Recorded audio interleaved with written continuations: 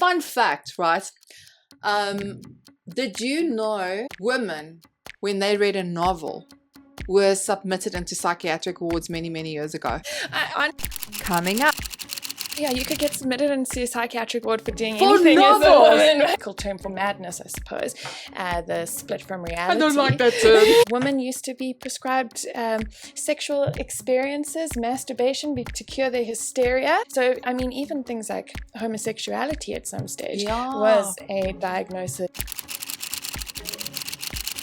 We've been taught in society that how we deal with fear is all about fight, flight, or freeze. But you actually feel that there is a bigger conversation happening among psychiatrists, psychologists around this, that women actually show up very differently. But it makes sense evolutionary. Women don't respond to fear the same way men do. So when they started looking at it more from a female's perspective, females don't flight or fight. We have to almost think like a choir, like when we sing together, when we celebrate together, when our voices are off tune and practice together. That is for me what diversity, equity, and inclusion and belonging is all about. Such a beautiful metaphor. I love that. And society is that we've lost our third space. And if we don't know that, we're not going to bring out the best in each other. And to entrust a woman to care for something and a group of women to care for that thing, that's going to help you flourish. How many times have you had a conversation with a woman who says, I'll never stand up to this person, but if you come for this person, I'm there. So true. And this whole queen bee syndrome that we have, isn't that woman just saying, I'm alone? Because no one told you that it's okay to gossip if you're gossiping to protect yourself or protect your friend. So we all know that gossip can be vicious. It can lead to very negative consequences for people's lives. But again, I think it's a negative spin on a fundamentally beautiful thing. I don't know how you remember all these words.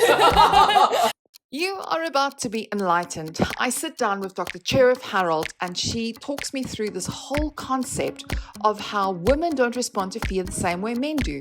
They tend and befriend. She talks about gossip being a tool and being so misconceived. But more importantly, she takes us through the history of psychiatry and really opens up this whole new world of seeing the beauty of women and our feminine power.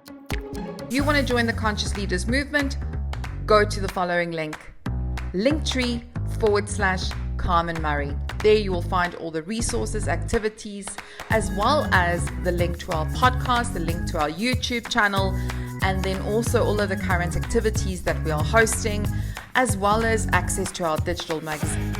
Thank you. Hey Conscious Leaders, a warm welcome, yet another episode, and today we are going to talk about something so fascinating: tend and befriend. Now, I'm not going to give it away because I have to allow our guest to introduce us to this topic, but how it came about. Now, I don't know, you know Bronwyn Williams, right? So we've been interviewing her, and she said, listen, I think you should talk to my sister. My sister is a psychiatrist. And I was like, oh, that sounds fascinating. I would love to talk to her. So we had a meeting, we started chatting, and we were going to talk about psychedelics. And then we hit this topic, tend and befriend. And that's when I realized, oh my gosh, this is it. This is such a big breakthrough moment for me, and I couldn't wait to share it with you. So, Cherith Herold, psychiatrist, warm welcome. And it's so amazing because now you're part of the Conscious LeadHERS tribe. That's so amazing. I am very excited to be here. It's my first podcast, and talking to you has been so great, even in an informal way. So I think we're going to really get into the topic and have some fun today. I'm really excited. I'm very excited. Listen, I mean, it's not every day that you get to sit with a psychiatrist, right? Well, hopefully not. No. Oh my gosh.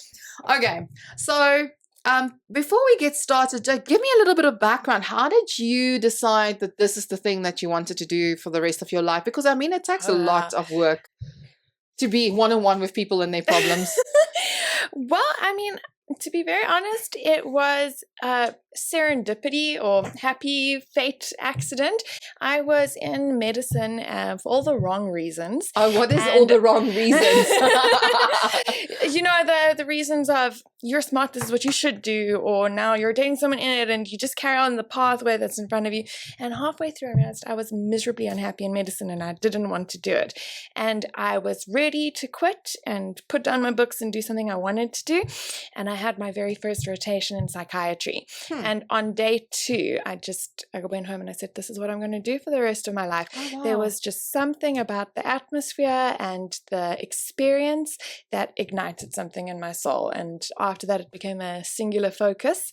And now we're on the other end of it. And I can honestly say it was the best decision I made.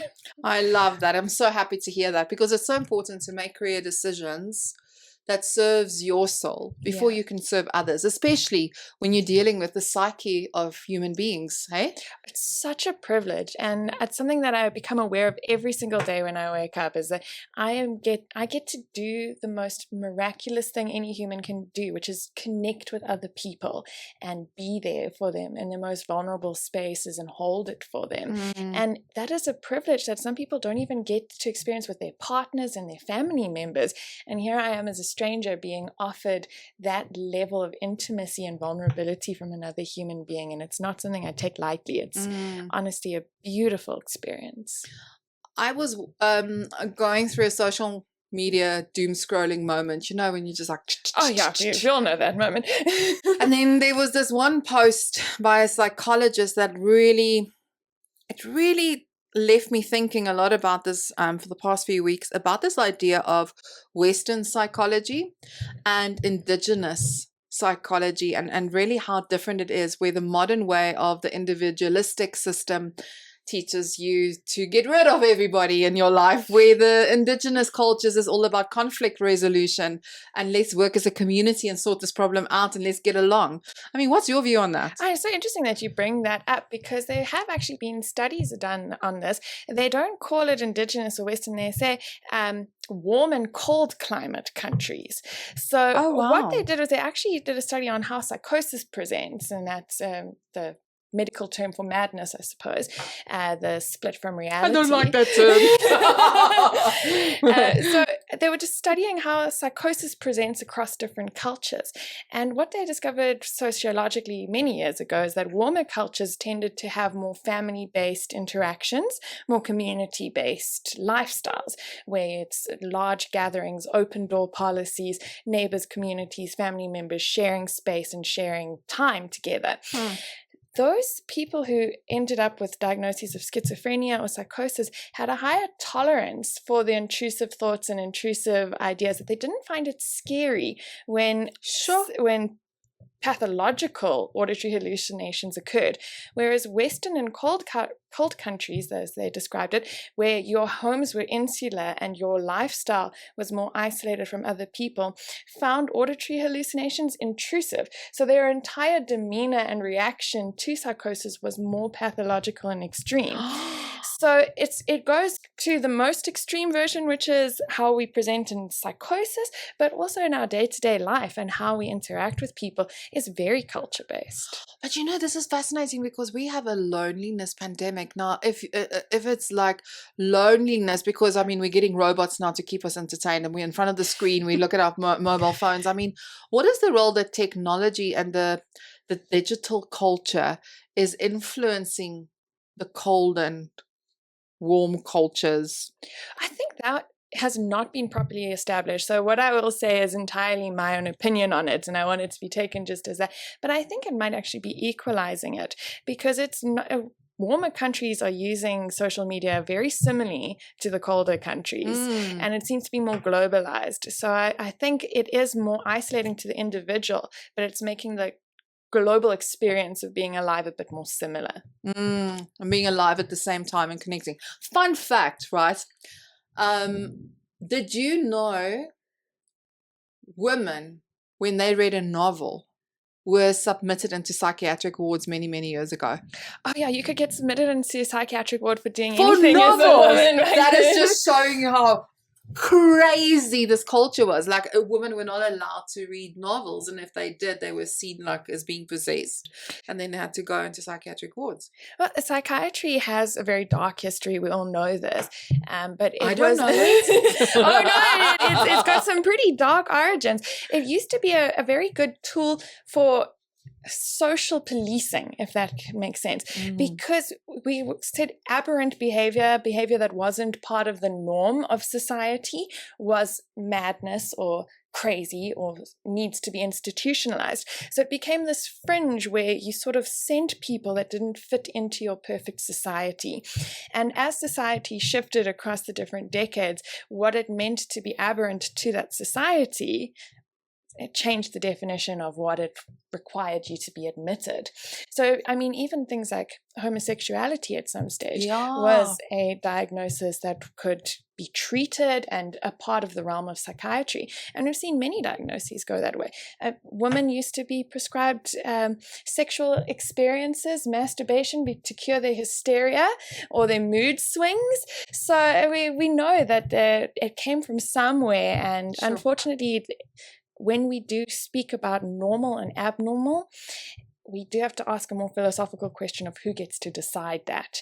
Because when we say that somebody is abnormal and needs to be taken away from society, we're in danger of becoming the policeman of a social norm. I mean, it sounds like you're just defining America there. Yeah. The Handmaid's Tale. But I mean, like, it's fascinating just listening to how you explain. It's like, you know, so many decisions that is basically removed from you, and what that actually, the psychological impact that has on a human being. Absolutely. I mean, we're speaking about politics now in America. We know that Poland and countries, especially in the Eastern Bloc, used to have political prisoners sent to asylums because it was locked away. How could you be so crazy as to question this authority? That's mad. Why would you do that? That's actually crazy. You need to go to the loony bin. And all these stigmatizing, horrible terms got thrown at people and had their rights taken away.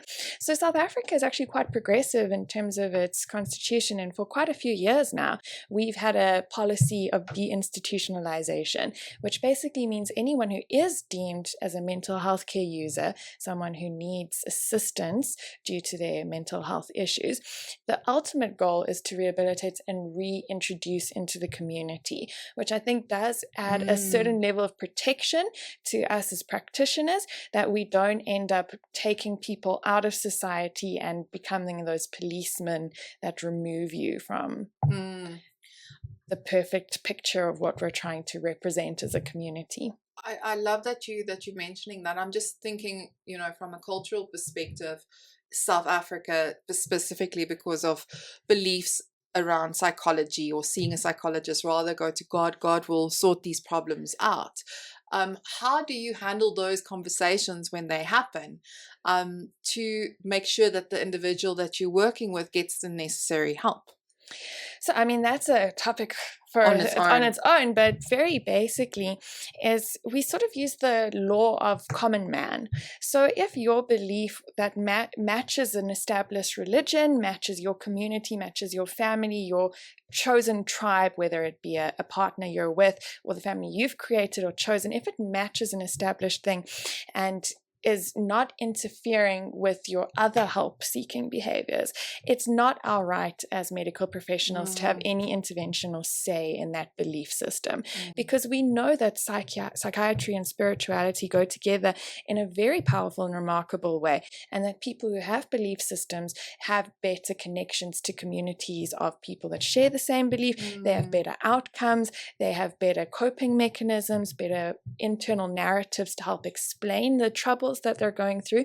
The only time it becomes pathological is when your belief becomes problematic and that it no longer represents that communities believe. So let's use the example of Christianity you brought up. It's completely normal for someone to believe that if I pray to God, I'll be healed.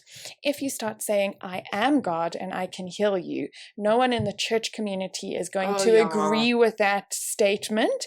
It's going to be abnormal to the common man, so the common law, that community's idea. And that is our first test. So it has to not match that religion as belief, but also it has to interfere with your functioning. And whether that functioning is there, therefore I will not take my medication that stops me from being violent, then we have enough grounds to say now we will intervene. But as long as it's not an unrealistic or unheard of belief that matches a community and it's not interfering with your functioning, you have every right as an individual to have your beliefs, and it's encouraged. It is a beautiful thing that helps you grow as a person and in a community. Honestly, well said, and I've always been curious about it and how, because I mean, it's not like every day that I sit with a psychiatrist, right? Honestly, that is a whole conversation. There's so much overlap between religion and psychiatry, both historically and how they can work synergistically in the modern day and age, which is something I'm very passionate about. It's actually one of the things I wanted to bring up today is one of the biggest problems I see in our society is that we've lost our third space. So we used to have, as a society of humans, would have our internal home environment, our first space. That's our personal life, our most core being. We'd have our working environment, our second space that we go to and come back to our first space. But there was always a third space, a place where it was the pure focus of it was community with people you lived with and celebration of life. And that was religion filled a great spot for that, because you would have to go to the church on Sunday and meet with all the people. Some of them you didn't like, some of them you did, but you all went to church and performed the same traditions and rituals, and it bonded you as a community and helped regulate the emotions, not just of the individual, but of the shared space. And with religion being so replaced in our Western life, we've lost that third space. So you find that there's a gap in people's lives, and that's why we're trying to fill it in different ways. And I think some of them are very powerful. Like, for instance, you see running clubs and sports things appearing more and more in society. You have more craft communities and weekend away getaways. But the problem with all of those is that it's attracting the same type of person that you would originally want to be friends with. Whereas that sacredness of the third space was that it did attract people that were different from you. And you could have a beautiful That is holding. beautiful. I have to write that down. Third space. Ooh, this is really. I'm just thinking. I mean, like we haven't even gotten to the topic yet. Wait until we get there. I mean, so many aha moments. You know, the DEI, the diversity, equity, and inclusion and belonging. You know, that's if you want, we have to almost think like a choir. Like when we sing together, when we celebrate together, when our voices are off tune and practice together. That is for me what diversity, equity, and inclusion and belonging is all about. Such a beautiful metaphor. I love that. And you know, we're all leading together. All our voices are heard. All of us are different, but at the same time, we are from different backgrounds and cultures, and that's so important to have that harmony, irrespective of who you like and don't like. Yes. Who you date, who you don't date. You know, something that bonds you and draws you together. Yeah. Love it. Okay. Maybe that's a good segue into getting into the befriend part. I know. Let's go there. But before we do that, I think I just want to set the scene. Where do I start? I just did a 2-hour workshop talking about the state of where the world is going, all the things that are happening, especially within diversity, equity, and inclusion and belonging. But it's like, you need to know these things, but I'm like, I want to remove myself. I don't want to know all of these things some days.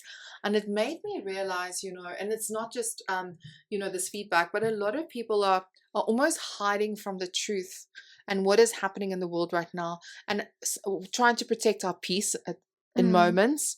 But also, I think that there's a challenge around not knowing what's going on in the world, because it takes the power of choice away. And when the power of choice is removed, you become powerless. And how do you then step into your power? Because this is when suppression is really taking over. And there are still many ways how we can make a change in the world. I think it seems like we can't, but we can. And I think in our constraints, obviously. But I wanted to hear your view on how do you see people perceive fear and also this anxious thing about wanting to be informed or know and avoiding what's going on? Well, there's so much to unpack there, but I'll start at the very beginning. Freud was quite famous for describing psychiatric defenses or psychic defenses, which is when something is overwhelming or too much for you or too traumatic, you have these innate or intuitive, unspoken, unconscious ways of protecting yourself from this. Sort of if you see two people having a fight and you don't want to get involved, you go inside and shut the door. You can do that with your thoughts. If the thoughts are too traumatic, too dangerous for you to be involved with, you can remove yourself from it. And that's your repression or avoidance that we're talking about here. So with all of the different tragedies that are coming out in the world and us being constantly bombarded by world issues from we had COVID, then we had the Ukraine war, now we have the Middle East problems, now we have Trump in the West, and it feels completely overwhelming to the average person. So when you're not prepared to handle that fear, or you're not in a space to master what to do next, the natural reaction is to protect yourself from it. And the easiest, quickest way of doing that is to repress and cut yourself off. But as you say, that doesn't help you progress further. So what we always talk about in psychology and psychiatry is this concept of mastery. And mastery is you need to be able to master a small task, get that ego boost, get that fulfillment and positive reinforcement that I am a capable person. I can affect change. Now I can take this belief that I have power and start moving it into other directions that are bigger and more capable.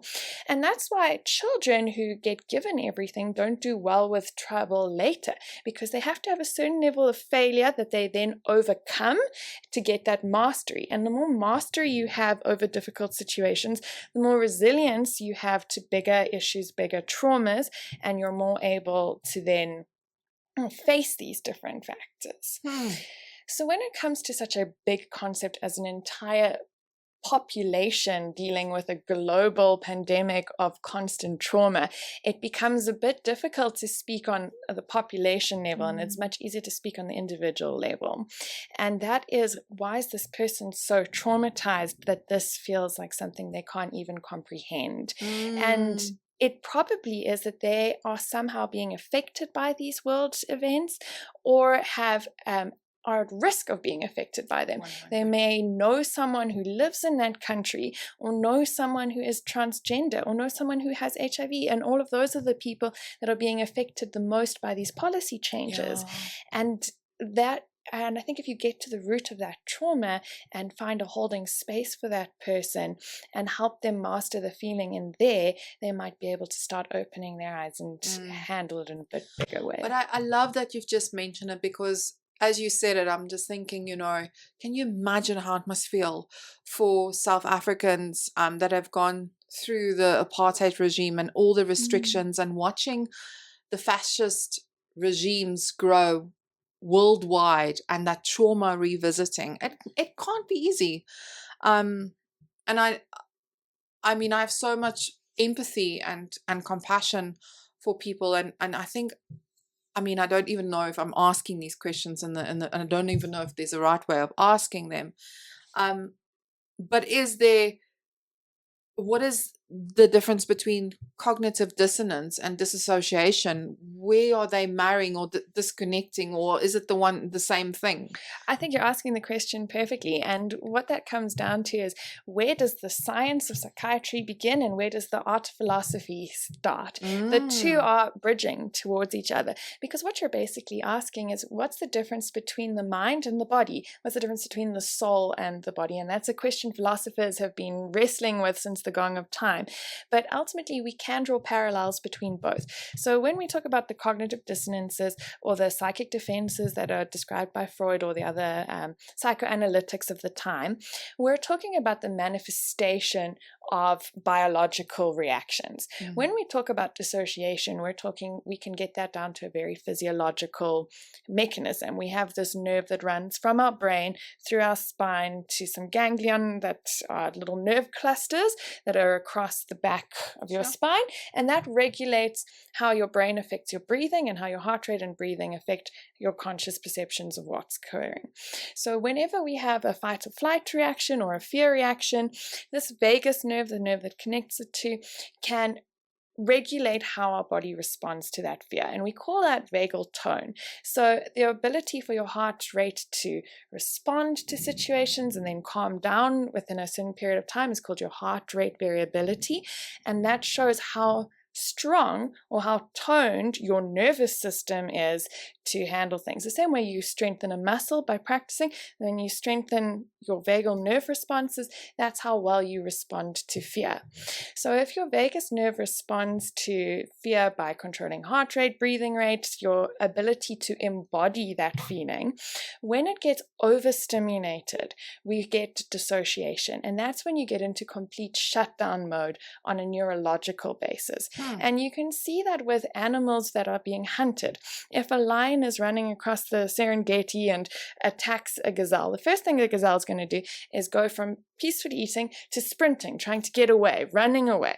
Then the lion catches the deer. The deer doesn't still try to run and flail. It automatically shuts down. That's the polyvagal. That's the vagus nerve in shutdown mode, and that's the dissociation. And dissociation is protective because dissociation has decreased pain sensation, decreased heart rate, decreased blood supply. So if you are punctured at a crucial artery, you're not going to bleed out as quickly or as much. Body is amazing, huh? But then you're not, so it's like the state of, you're not conscious, you're not being traumatized by this, but as soon as the lion lets go of your neck, you can then stand up and sprint again. So the human body does the exact same thing as a gazelle. It's the same nervous system that we're responding to. Obviously, ours is much more complex, and we have this thing called consciousness that can exert a level of control over the system. But dissociation is the physiological reaction to stress that has been overwhelmed, or when you feel you've lost in a certain fight, then you go into dissociation because now there's nothing I can effectively do by accessing any more adrenaline to my heart or my lungs or my muscles at this stage. Whereas the cognitive dissonance is the mental reaction to that physiological state. So this brings us into this conversation of flight, fight, or freeze. So I went to go and see a kinesiologist. It was 2 years or 3 years ago, and I was fascinated how my body remembers things that happened to me through muscles. Like, it was the most insane thing. And we were going back, and she was explaining to me exactly how you were talking about, like, you know, flight, fight, or freeze, like how my body obviously went into shock into certain moments that has happened in my life. And we managed to get into the consciousness of those challenges. But when I spoke to you, you dropped a bomb that changed me forever, and I'm going to say it. So we've been taught in society that how we deal with fear, if I'm having this correct, is all about fear, fight, flight, or freeze. But you actually feel that there is a bigger conversation happening among psychiatrists, psychologists around this, that women actually show up very differently. Please talk us through it. Yeah, I mean, trust women to do it in a different way. But it makes sense evolutionary. Women don't respond to fear the same way men do. Unfortunately, we come from a society that has a patriarchal history. And that means when research was being done all through the 1900s, it was predominantly done on males. And not just males, humans, but male animal subjects, lab rats were male. And there was a very specific reason for this.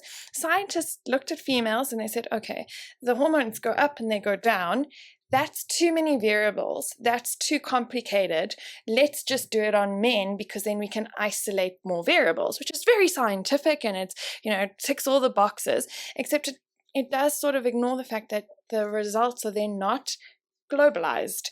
You cannot then take the results of this subject and put it back on top of the ones that you've just expelled all the independent variables from.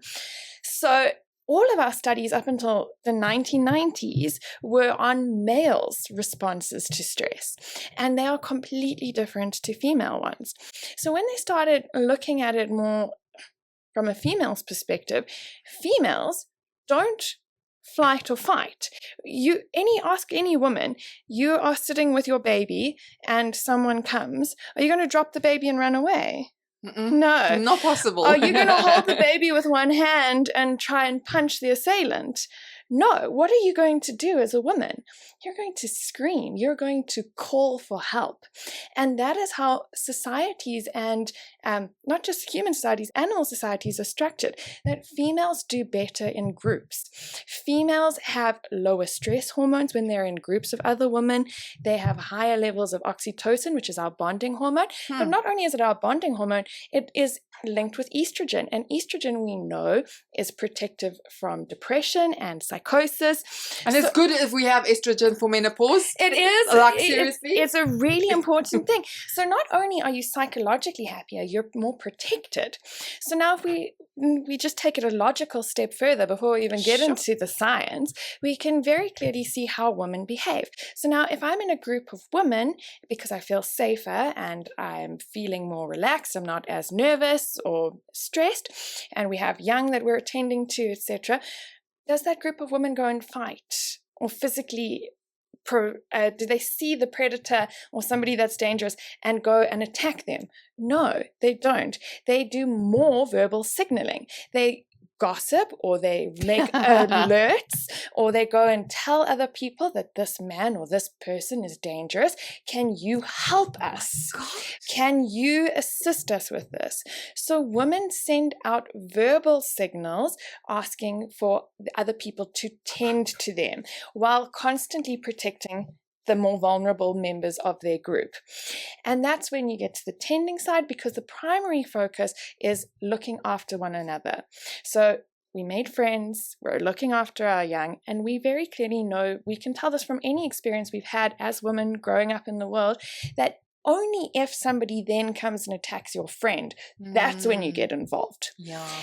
How many times have you had a conversation with a woman who says, I'll never stand up to this person, but if you come for this person, yes, I'm there. So true. I am there. I'm ready. I'm going to bitch slap this person and get involved. Women will only get physically aggressive in a defense situation, and more often when defending someone they care about than defending themselves. Women are more likely to do it that way. And how does this show up differently for men, though? I'm trying to draw the comparison, because they can also be quite, defend their females and defend, their partners. How does that show up? So that goes back to the hormonal side of it, the oxytocin. Now, obviously, this is a reciprocal thing. No one lives in a vacuum. It's not that women live entirely on their own and men are just on the fringes, as the bear in the woods, as the TikTok examples that have been famous on the internet are going on. Men are a part of our society. Yeah. But what makes a man attractive to a woman is his ability to protect that. Can you tend to me? If I befriend you, if I am a part of your circle, are my chances and my offspring's chances of survival better? So that's why women are typically more attracted to men who are tall, have signals of testosterone in their physical appearance, bearded, rugged men. We've all heard women say these terms, but it's because those are outward expressions of testosterone, and we assume that a man who looks like that has the strength and ability that when we call for help will come and assist us. But when we fall in love with a man, or when we have a male brother or a father, we're having a bonding experience, and bonding experience is primarily oxytocin released. So from the female, that's still part of tending. If you're looking at it from the lens of a female's perspective, she's now forming a bond with this man. there's this little gland at the back of our head called our pituitary that controls all of our hormone release. And what's interesting about it is that there's two hormones that get released from the posterior pituitary.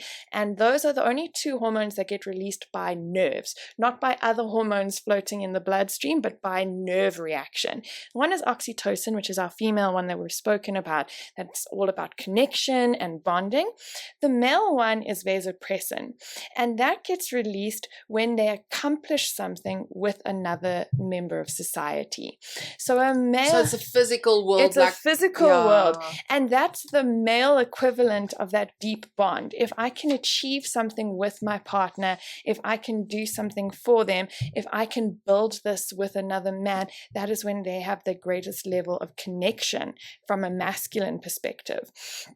So what you're doing when you have a male and female symbiotic relationship is you're bringing out the best of both of them. You're bringing out that caring, tender side of a female, and you're bringing out that cooperative, achieving, goal-directed side of a man. I love that.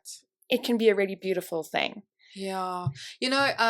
One of the things I spoke about today was this whole concept about the masculine and feminine. Is like the system that we operate in obviously wasn't designed for women. We know that. It's no secret.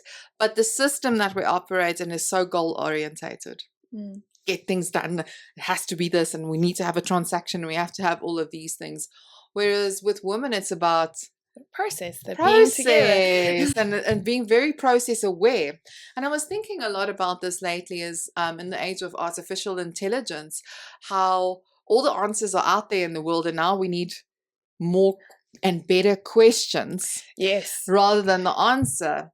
And in order to do that, you need a lot of understanding around processes and build and to build the things that you want to build. And there's such a need for that balance in the society that we're living in. And listening to you, I actually had to write it down. I was like, oh my gosh, is this defend thing could be very interesting. When women connect to the environment or to nature or to what we are seeing in the world, and we actually start removing ourselves from like wanting to always fulfill the capitalist system's need of looking a certain way, buying the things that we don't need, but reconnecting with ourselves and nature. Because wouldn't we be the best defenders of it? I think we instinctively know that. We have terms like Mother Nature.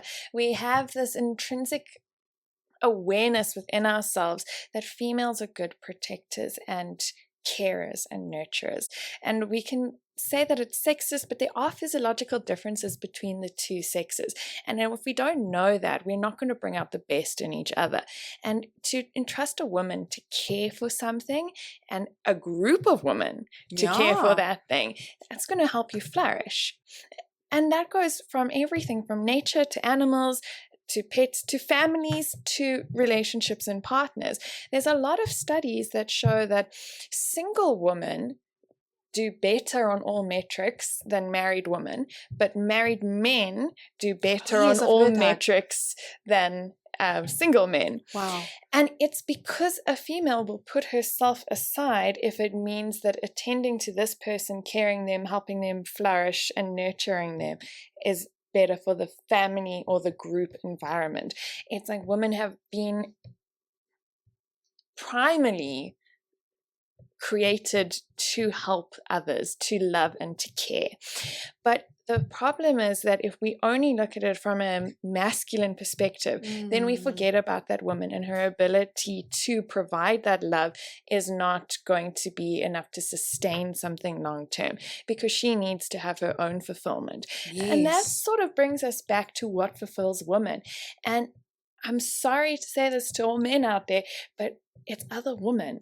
Women do really well when they are in community with other females. You have higher regulation of oxytocin and estrogen. You have lower levels of depression, greater levels of connection. And that goes back to that concept of that special, precious third space, groups of women that meet regularly and help each other. That is actually what we need to have flourishing societies. You know, I'm listening to this and I just want to cry. Like I told you that day when we spoke, like we were seriously going to talk about psychedelics. That sounds so boring in comparison to this for me. But I mean, I can validate that since we started Conscious Leaders and we have regular get-togethers and I'm around these women, I'm like becoming like a mama bear, like even with the youth collaborative, like I get so emotional when they do the things that they do. And I've never considered myself as being maternal at all. But there's something in me that is becoming so like I love being around these women. It's like I wish I could do it all day long. And I think that for me resonates. It's like this befriending thing is so important, and also to tend together towards something that is important. You know, as I always say, we're all about human empowerment, responsibility, and sustainability. And 5 years ago, I don't think I would have cared much about the environment. But now that it's almost like a group effort and learning from each other and how can we make a difference, now this is becoming like a passion that's switched on. But it wouldn't have happened if I was not around these women. I don't think to this level. Does that make sense? It makes complete sense. It really is. It's that symbiosis. It's that 1 + 1 = 3 when it's women in a group together. We're more than the sum of individual parts. When we're collected, there's that extra bit. And it's scientifically and biologically there. We literally have better hormonal regulation. We literally have lower levels of stress, higher abilities to handle pain when we're around other women. We do better on sociological constructs in terms of success when women have a regular community with other women. And I think that translates to a better society, because however much I am a feminist and I love women, I also love men and I want them to do well. And I think when a woman is bolstered and able to have that side of her come out, it automatically trickles down to not just caring for that community that's her pillar, but she takes that back home into that primary space and is able to be there for her partner, her family in a more real and true way. And as we said earlier, that statistic that married men do better in society than single men, that's why, because the woman is bringing that love and tenderness and joy at success and genuine empathy back home, and that makes the world a better place. You know, as I'm listening to you, I'm also thinking about, you know, women have more gray matter than men, and that to me is interesting because apparently that has something to do with authenticity. And women, and I've learned a lot about this about myself, because I'm naturally a very authentic individual. Like what you see is what you get. I come with my guards down, and I've learned to embrace it purely because I want to attract the people into my life that can handle me, because not everybody can handle ADHD, Carmen. Like, oh my gosh, like salt and pepper of ideas and interruptions. Like, you know, I'm trying to really work on these things, but it's sometimes very hard because I am trying to be not medicated on these with my ADHD. Anyway, there I go again. Squirrels! Bring it back. Now I forgot what I wanted to say. Typical. What was I saying? We were talking about the grey matter in females' brains and how that's regulated to more authenticity. Yeah, so apparently, and I don't know if you can validate this or not, but it apparently contributes to a lot more grey matter, contributes to a lot more authenticity. And one of the things that I'm finding is, like, when you create sacred spaces for women to join, they come their authentic selves, because the world out there, it's not easy to be, but women need that. We all need it to be authentic. But I feel like a lot of that has to do with this queen bee syndrome of, like, all the masks on and protecting, and I don't know, not showing up as who I really am at my core, and always feel like everything around me is a threat. I don't know. Maybe I'm just smoking my hair. I don't know. I think there's a few things I want to touch on there. The first one is the grey matter issue. I wouldn't say it's quite as simple as that's greater authenticity. Grey matter is your conscious awareness of your brain process. Oh, wow. There's a lot of white matter that's happening on a level that we're not aware of. It's the part that's helping you drive automatically, that's helping you respond, taking all the information, processing it, and then bringing out an idea to your head that's you're aware of. So when you're more self-aware, when you're having more of these processes happening at a level you can see it than instead of the automatic one, I think you know yourself a bit better, and that leads to greater levels of authenticity. Oh, that's beautiful. But I think it's a bit of an oversimplification of a really beautiful organ that I'm absolutely in love with, and I just love all the different layers to it. But going back to your other point about, you said something earlier, say the last sentence you did again? About the queen bee syndrome, and that maybe yes. we're not showing up as who we really are because of all the masks. So the other thing about authenticity is it's contagious and inspiring. If you are authentic, I immediately think that you're brave and that I'm safe now to do the same thing. Because if you're willing to put yourself out in a way that might be embarrassing or might be seen in a certain way by other people, I can do the same. And that same queen bee energy is now being transmuted into inspiration instead of competition. And remember, males thrive on competition, but females thrive on collaboration, working together, having a community. So as soon as you're bringing something authentically good, I will match that and try and meet you in your space on the same level. And it becomes this really beautiful contagion within the community of women you describe. Going back to the whole queen bee syndrome and things like that, I find it a really difficult concept to handle because I think we have a lot of issues in our society that is rather patriarchal, where we stigmatize women's signals that are adaptive and there to help us reduce stress. Okay. Saying things like, oh, she's a queen bee, she wants attention. How many times have you heard a woman be called an attention seeker? If you look at that on a biological level, isn't that what she's primed to do? When she's feeling emotionally distressed, when she's feeling ostracized, isn't everything about what we've just spoken about in terms of stress response priming her to ask for attention, to signal for help, to signal that other people must come into her world and tend to her? And yet, because we didn't understand that, we made it an ostracizing thing. Oh, she's an attention seeker. Women are gossips. They're cackling hens. Well, in a land where we are not physically the top of the market, where we're not the strongest, we have to have other ways of protecting ourselves. And one of the best ways is to tell other people what the problems are. I am telling you that person is a danger. They did this and this to me. That person made me feel this in this way.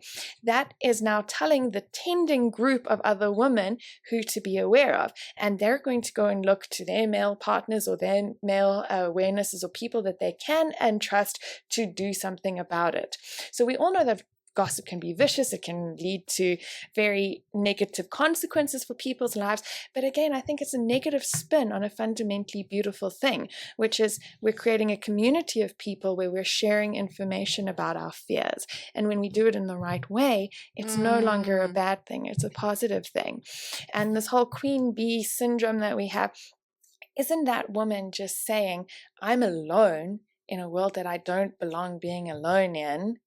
I need people with me. So beautiful what you're sharing. It's like I always look at dualities and I always try and bring it out when I have conversations. It's that marriage of fear and love. When somebody else is perhaps going through a lot, because there's a lot going on behind the scenes that we don't always know about. Gossip can also have a negative impact in terms of self-worth, because the moment when somebody else is gossiping and there's a gossiping session happen, the moment you remove yourself from the room, you feel like, oh, they're probably doing the same about me. So your guards go up, you withdraw, and eventually the person that is actually powerless is you, because it's starting to attack your self-worth. So it's a very complex thing, because you kind of want to look at it from both angles. But I do think that, as you said, when creating a space that is authentic, but also respectful and sacred. And I love that word that you've used. It's like almost being like a sacred community where we hold space for each other.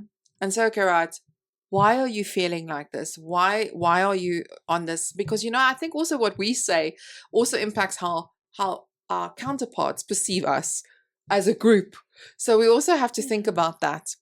I think what you're getting to is that any tool that isn't used properly is a weapon. So yes, if you gossip about someone maliciously because you don't know what you're doing or why this feels so good, why is the dopamine being released in my head when I say this thing about this other person? Because no one told you that it's okay to gossip if you're gossiping to protect yourself or protect your friend from being involved with this person who might hurt them. Then you're going to be rogue. It's like giving a power tool to a 5-year-old. It's going to end in feeling terrible. It's going to end with you leaving the room going, what have I done? I felt so out of control. I felt terrible because we've used the tool incorrectly. Because no one told us it was a tool, and we were told forever that it was an issue, that the girls are like that, the girls gossip in the corner, it's a problem of female. So we never even imagined that this could be something that was useful. You take me back to my younger years. So I worked in a gallery and we sold artifacts, and we were having a training session by one of the artists around reconciliation and how woven artwork was such a beautiful gift for reconciliation. I was like, wow. So how he explained it was, many, many years ago, when the exploring of the land, when the tribes passed through, they would come to a tribe that is already settled, and then they need to move through. But then the men of the tribe would get very defensive. It's like, this is our territory. You can't step onto this land. And then what women would do is like, hang on, we've got the skill of reconciliation. We can actually teach you how to weave a basket that you can use to put your fruits in, and how to, like when the men go hunting, you can just put it into the basket. And then what they would do is stay overnight, teach the other women of the tribe how to weave these baskets. And this is how, over hundreds and hundreds of years, this beautiful gift has passed through. I mean, before capitalism or what globalization even happened, this was something that was everywhere in the world, and just for some reason, because it was this gift of reconciliation.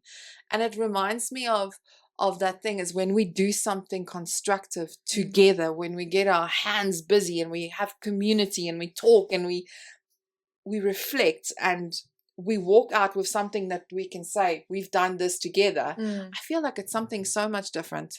But notice how even in that example, reconciliation goes hand in hand with knowledge. You need to know what's going on and merge that with action and training through shared ideas and communication in order to have a beautiful basket of reconciliation. No one does that on their own. It's about teaching, passing on, learning, community. The basket weaver has archetypally always been the one that it's never a single person. It's always a group of women.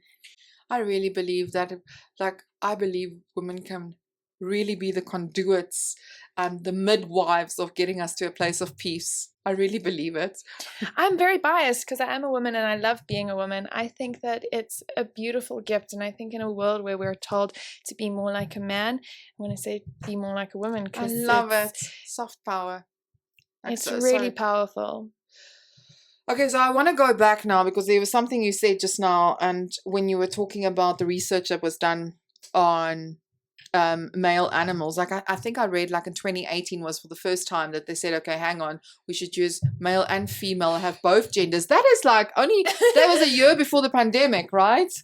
Well, I know that from the 1990s they started doing more female animals. Compulsory. Yeah, it became compulsory recently. So I mean, it can be horrific to look at it that way, and yes, it is. But on the other hand, I like to be optimistic in my views Being on a things. drama queen. And say that in just 20 years' time, we went from, oh, maybe we should, to we definitely will. This is now a rule. That. And I think that shows we're progressing at a very rapid rate. And let's go back to feminism and female power and say, yeah, it's because females got involved. No, I mean, I love it. And I'm something that came out in our group of women was this whole thing. I don't know if you're aware of it, with women using the pill. Like apparently, like a lot of women, when they go off the pill, they're not attracted to their partners anymore. There's some hormone, I don't even know which hormone that's being released, that helps women to attract their mates. And it reminds me a lot about birds. Frogs. Yeah, we are birds. Like seriously, like it's fascinating. Yeah, I mean, it's quite a complex physiological thing, but basically estrogen and progesterone are our two main hormones that happen on a cyclical basis, your 28-day hormonal cycle. And when estrogen gets to its peak, it inspires the egg or the follicle of your ovary to release the ovum, which is the egg, with a hormone called luteinizing hormone. So as the estrogen level rises, it then triggers a point where luteinizing hormone gets released. Now, luteinizing hormone, I've just said, releases the egg. If your egg is out, that means you are fertile. That means you are on the prowl. Yeah. You know. Animalistically speaking, when you are fertile, that is your heat. That is when you are on display. You are ready to look for a mate. So when we sort of lose that spike, that natural occurrence of releasing eggs, we're in a constant state of, or let's just say plateau. We're a bit more plateaued. So we're not having that sudden, ravenous, animalistic, I want you power. When you go off the pill, you start having these spikes. And when you have the spikes, your body is much more limbic system based. It's much more evolutionary basic, if I can put it that way, primordial. So you're going to be attracted to a different type of man that may not be your cognitive attraction. He might be the man that is giving off the right pheromone for what your requirements are, or as I mentioned earlier, being that signaled rugged man that has lots of testosterone that you think this will provide a better child. So when you are fully just responsive to your hormones, you do think differently to when you're thinking for a long-term friendship partner, and that does affect your sexual drive. Oh my word, I can't wait. I think it's going to happen in our lifetime when we're going to understand the female body completely with all its complexity, because geez, like this is like crazy. Listen, I really enjoyed our conversation. I feel like I've learned so much, and you know, the beauty of women,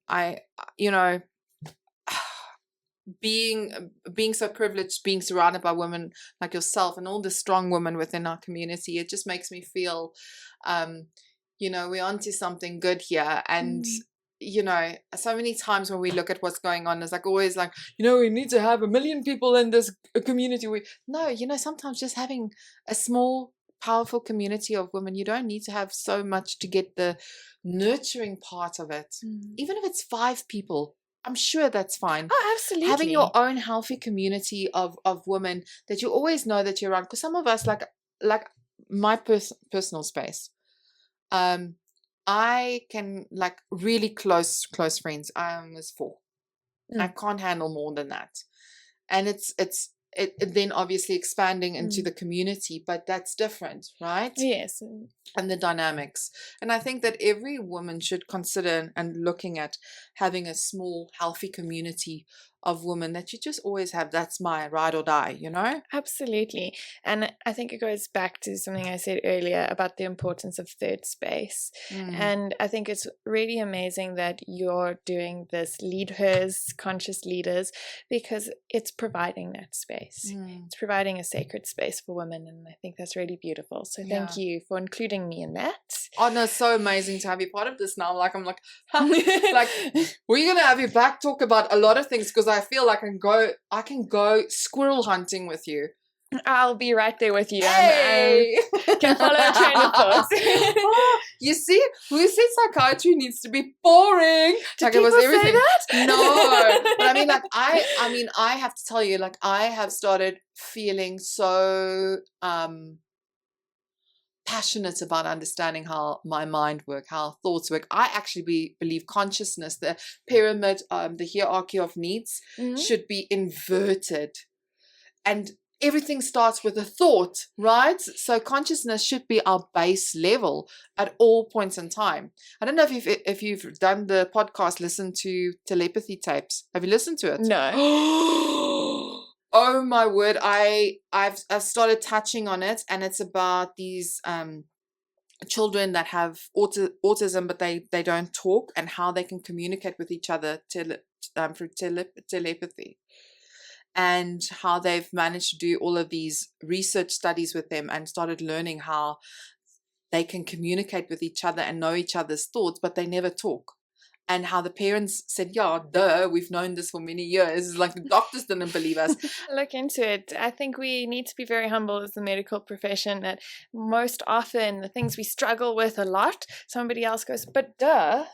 Yeah, exactly. We've known this forever. So I'm always excited to learn new things, and I'll definitely have a look at that. All right. Well, thank you so much. This was really such an inspiring conversation. Thank you. And thank you for sharing your wisdom and knowledge. I don't know how you remember all these words. You say them a lot of times. Like, yo. Anyway, thank you so much, everybody. I hope that you learned something. We just have to embrace our femininity, how amazing we are, our soft power. And you know what? Let's befriend and tend and keep joining in with this community, because you know what? We're doing something beautiful here because of you, and because of you showing up. And you know, I think our thing is education. I think through education and learning from each other, we are building a strong community of critical thinkers and women that can bring and be contributors of peace. Anyway, bye-bye now. Love you lots. Bye. Bye. Thanks for having me.